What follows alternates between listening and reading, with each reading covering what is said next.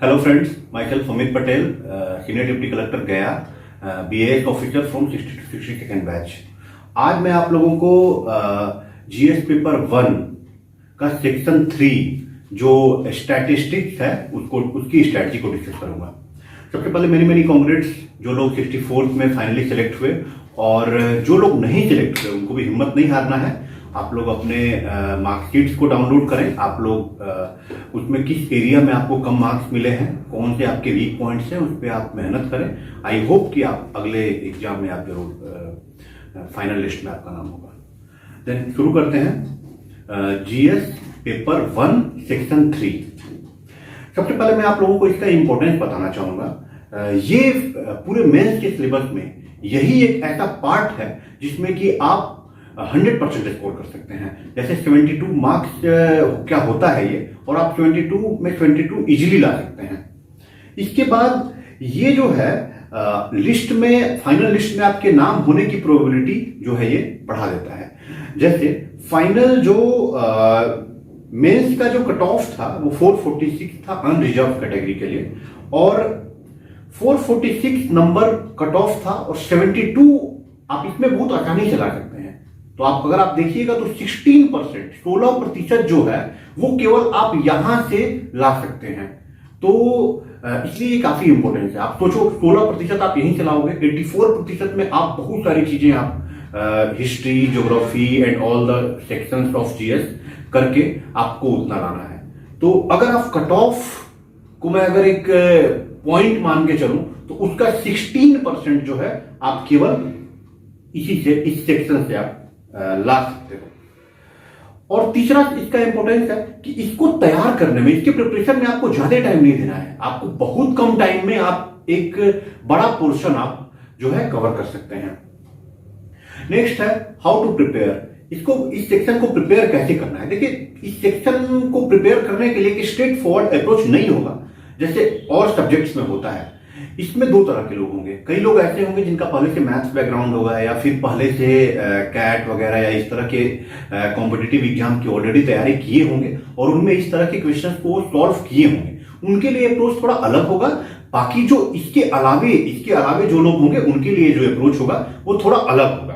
तो पहला जो सेक्शन है जिसमें कि काफी सारे लोग जो ऑलरेडी जो प्रिपेयर कर चुके हैं, उनके लिए देखिए, आप तो ऑलरेडी अगर आप प्रिपेयर किए हुए हैं तो आप बस उसको प्रैक्टिस करिए। आप प्रीवियस ईयर के क्वेश्चंस को उठा के प्रैक्टिस करिए, और उसी को जो है बार बार प्रैक्टिस आप करिए। बहुत ज्यादा आपको इसमें टाइम लगाने की जरूरत नहीं है। बट दूसरा सेक्शन जिसमें बहुत सारे ऐसे लोग हैं जिनका कभी मैथ बैकग्राउंड नहीं रहा है, या इस तरह के क्वेश्चंस को पहली बार सॉल्व करना है, तो उनके लिए स्ट्रेटजी ये रहेगा कि RS अग्रवाल की आप बुक लीजिए, और इसमें जो डेटा इंटरप्रिटेशन, जो DI का जो सेक्शन है उसको आप सॉल्व कर लीजिए। एक बार 2 बार सॉल्व करिए अगर आपके पास टाइम हो तो, और आप जो है इतनी प्रैक्टिस करिए कि आप बिल्कुल, आपके पास क्वेश्चन आए तो आप इजीली इसको सॉल्व कर पाइए।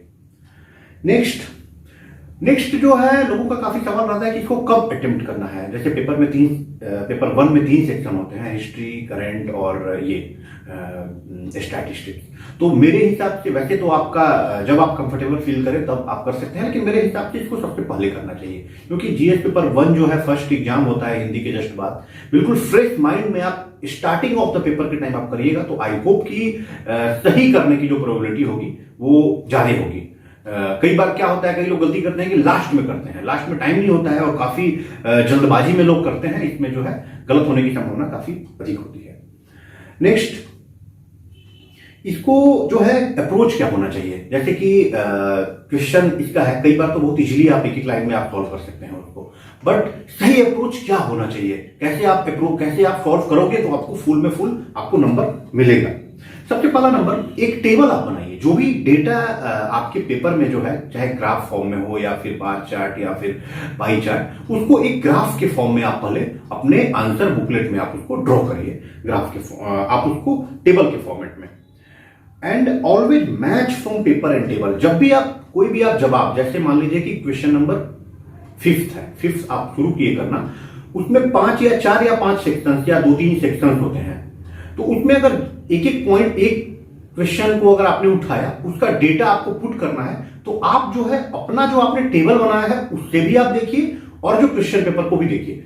मैं ये क्यों कह रहा हूं, क्योंकि इसमें क्या होता है कि गलत होने की संभावना कम हो जाती है। जैसे मान लीजिए कि कहीं आपने जल्दी में पाई चार्ट में डेटा जो है कुछ आपने गलत आपने वहां से ले लिया, तो आंसर आपका गलत हो जाएगा। बट अगर आप डबल क्रॉस चेक करिएगा पाई चार्ट या फिर जो क्वेश्चन पेपर में जो डेटा है वहां से और फिर अपने टेबल दोनों से अगर मिलाइएगा तो इसमें गलत होने की संभावना बिल्कुल कम हो जाती है। इसीलिए मेरा सुझाव रहेगा कि आप लोग टेबल पहले बना लें, उसके बाद जो है जब आप सॉल्यूशन करते टाइम जब आप डेटा जब आप फेच करें तो उस टाइम दोनों से आप मैच करवा लें। नेक्स्ट, जब भी आप क्वेश्चन सॉल्व करें तो थोड़ा स्टेप बाय स्टेप आप करें, ताकि जो एग्जामिनर हो उसको समझ में आ जाए कि आप क्या निकाल रहे हैं, क्या आप जो आपको आंसर निकालना है उसको स्टेप बाय स्टेप आप गए हैं। और इसमें एक चीज और है कि इतना भी ज्यादा स्टेप बाय स्टेप नहीं जाना है कि बहुत ही लंबा हो जाए और जो एग्जामिनर हो कंफ्यूज हो जाए। मतलब मोटा मोटी जो है बिल्कुल एकाएक आपको नहीं बना देना है, स्टेप बिल्कुल नहीं बिना लिखे हुए नहीं बनाना है और बहुत ज्यादा स्टेप भी आपको नहीं लिखना है। नेक्स्ट, एक चीज और है, आंसर जब आप निकालिए ना तो आंसर को एक बॉक्स में आप आंसर लिखिए।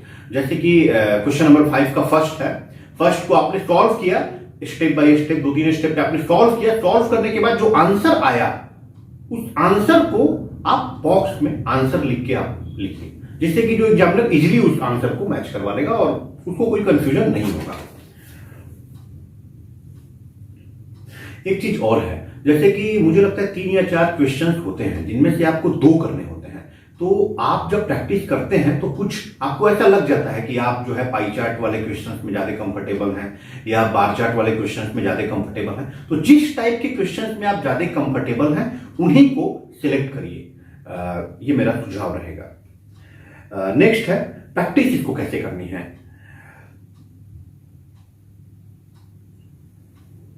देखिए, अगर बहुत ज्यादा आपके पास टाइम है और आपका पहले पाला नहीं पड़ा है ऐसे क्वेश्चन से, कभी पहले आपने किसी तैयारी में आपने नहीं इसको सॉल्व किया है, तो आर.एस. अग्रवाल से आप अच्छे से आप इसको सॉल्व करिए और इसको बार बार रिवाइज करिए। बट अगर टाइम कम है आपके पास, टाइम कम है तो सबसे अच्छा है कि प्रीवियस ईयर क्वेश्चंस को आप सॉल्व करिए। फिर उसके बाद जो कुछ अच्छे अगर टेस्ट सीरीज के क्वेश्चन पेपर मिल जाए तो आप उसको भी सॉल्व कर सकते हैं। बट कम से कम एग्जाम के 1 से 1.5 महीने पहले तक तो आप रेगुलर बनाइए। एटलीस्ट एक क्वेश्चन जो है आप डेली एक क्वेश्चन तो आप सॉल्व करिए ही करिए। इससे फायदा ये होता है कि आप फ्लो में बने होते हैं, एग्जाम के अंदर आपको टाइम नहीं लगता है और आप आंसर निकाल लेते हैं। देखिए, ये जो है ना, ये बड़ा कंफ्यूजन टाइप के सेक्शन है। कई बार क्या होता है ना कि लोग बड़े जोश में आ जाते हैं, खासकर जो इंजीनियरिंग बैकग्राउंड के हैं या फिर मतलब मैथ्स बैकग्राउंड के, उनको लगता है अरे इसमें तो कुछ करना ही नहीं है, बस जाके एग्जाम दे देना है। बट वहां पे जाके जो है जल्दी जल्दी में गलतियां कर बैठते हैं। तो इसीलिए आप जो है ओवर कॉन्फिडेंट मत होइए, आप पहले से थोड़ा बहुत प्रैक्टिस करके जाइए। नेक्स्ट गलतियां ये होती है कि हम ये सोच के माइंड मेकअप करके जाते हैं कि हम बस आधे घंटे में उसको करके कर लेना है और जल्दी जल्दी करने के चक्कर में हम जो है गलत कर लेते हैं। इसीलिए आप जल्दी जल्दी करने के चक्कर में ना पड़े। आप 45 मिनट से 1 घंटा या इवन 1 घंटा 10 मिनट भी आपको लगे तो आप टाइम दे के करें, क्योंकि यही एक आपका ऐसा सेक्शन है कि आप अगर थोड़ा टाइम अगर ज्यादा भी दे देते हैं तो आपको फुल मार्क्स इसमें मिलने वाला है।